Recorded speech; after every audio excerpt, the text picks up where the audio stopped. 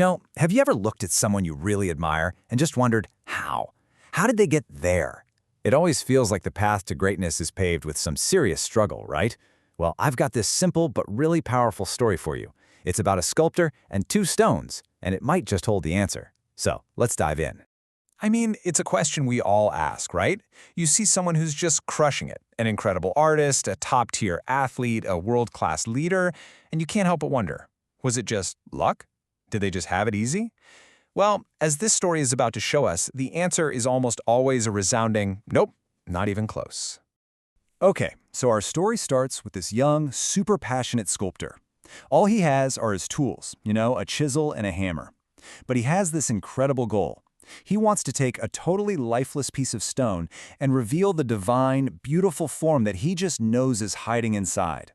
So he's deep in this quiet forest, searching, and then he finds it. This huge, strong stone. And for him, it's the perfect canvas. You can just imagine the inspiration surging through him, right? He takes a deep breath, gets his tools ready, and prepares to start what he knows will be his masterpiece. But then, bam! The very first time his hammer strikes the stone, this pained voice cries out. "Stop!" it begs. "It hurts way too much. The pain is just unbearable." The sculptor is, you can imagine, completely stunned. Whoa, he's barely even made a scratch, but this stone wants no part of it. It just refuses to endure one more second.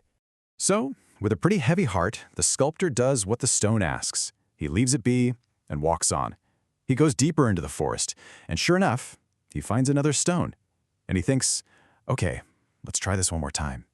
And this one choice, well, it's about to set two very different destinies in motion. And this is where we see the big difference. The sculptor strikes the second stone, and yeah, it feels that same sharp jolt of pain. Of course it does. But its reaction? Totally the opposite. It makes a completely different choice. While that first stone basically ran from the pain, this one chose to endure. It was ready to be transformed. Now let's be clear. This process was anything but easy. The sculptor struck again, and again, and again. He carved, he chiseled, he polished. For hours, then for days, this stone was being broken down and completely reshaped. And it endured all of this incredible pain in total silence, just trusting that all this hardship was for something greater. So what was the result of all that endurance? Absolutely breathtaking. Through just relentless, painstaking effort, the sculptor had taken a plain old block of stone and turned it into this magnificent, divine idol. It was so beautiful, so perfect, it honestly felt like a god was living right there inside of it. Okay, so his masterpiece is done. The sculptor leaves it there in the forest and heads back to his village. And when he gets there, he finds out they've just built this brand new temple. But it's missing one crucial thing, an idol for people to worship. And right away, the sculptor knew exactly where to find the perfect one. So, with this huge celebration, the villagers all go into the forest, and they bring back that magnificent statue. They install it right in the heart of the temple, the most sacred spot. People cover it with flowers, they offer gifts, they bow their heads in complete worship. The stone that chose to endure the pain, it was now an object of total reverence. But wait, the temple also needed something else. Just a rough, ordinary stone to put by the entrance. A place for people to break coconuts for offerings. And the sculptor remembered that first stone, the one that couldn't handle the pain. So the villagers go and drag it from the forest and just plop it down by the temple steps. And now, instead of worship, it faces these constant, jarring blows from coconuts, day in and day out. So imagine this. It's late one night. The village is asleep, the temple is totally quiet. And in that silence, the two stones finally speak to each other. And the first voice to break that silence, well, it's just filled with regret. The coconut-breaking stone looks to the idol and says, "You are so fortunate. People worship you. They bring you flowers. They bow down to you.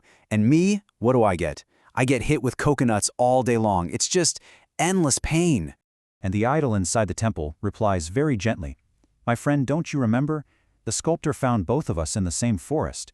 If you had just been willing to endure his chisel for that one day, you would be standing here in my place right now. You chose to avoid a little bit of pain for transformation, and now you face a lifetime of pain for nothing." This story isn't really about stones, is it? Not at all. It's a story about you, It's a story about me. It's about the choices we make every single time we come up against a real challenge. There's this old saying that just nails this idea perfectly. Think about it. Without that pressure, without the friction, without the sometimes painful blows of the hammer, potential just stays locked away. Greatness is never, ever born from a place of comfort. So the next time you're facing a struggle, something that really makes you want to just give up, I want you to remember this story.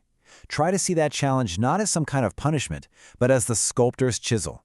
It's the tool that's carving away all the ordinary stuff to reveal the absolutely extraordinary person that's waiting inside you. Because in the end, the choice really is yours. You can be the stone that shies away from the pain and, well, stays a rock. Or you can be the one that endures the chisel and becomes a masterpiece. So I'll leave you with this one question. Are you ready to be sculpted?